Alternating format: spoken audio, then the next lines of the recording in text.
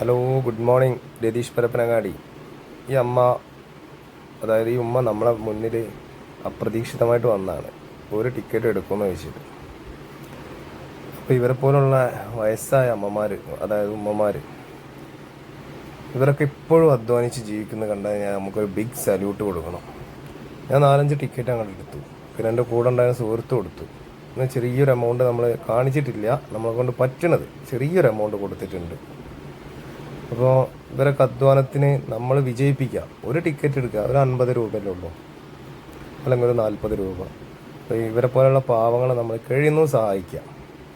അവരൊരു നേരത്തെ ഭക്ഷണത്തിന് വേണ്ടിയിട്ടല്ലേ കഷ്ടപ്പെടുന്നത്. ഞങ്ങൾ കുറേ ചോദിച്ചപ്പോൾ ഈ ഉമ്മയൊക്കെ വളരെ കഷ്ടപ്പാടാണ്. ജീവിതം എങ്ങനെയാണ് മുന്നോട്ട് പോകണമെന്ന് തന്നെ അറിയില്ല എന്നാണ് പറഞ്ഞത്. അപ്പോൾ ഇവരൊക്കെ ഒന്ന് സപ്പോർട്ട് ചെയ്യുക, എല്ലാവരും ഒന്ന് സഹകരിക്കുക, സഹായിക്കുക. പിന്നെ ബാക്കിൽ തന്നെ ഒരു അച്ഛൻ വന്നിട്ടുണ്ട്. അച്ഛൻ്റെ അവസ്ഥയും വളരെ ദയനീയ അവസ്ഥയാണ്. നമ്മൾ അവരെയും കുറച്ച് ടിക്കറ്റ് എടുത്ത് ഹെൽപ്പ് ചെയ്തിട്ടുണ്ട്. Okay, thank you Ratheesh Parappanangadi.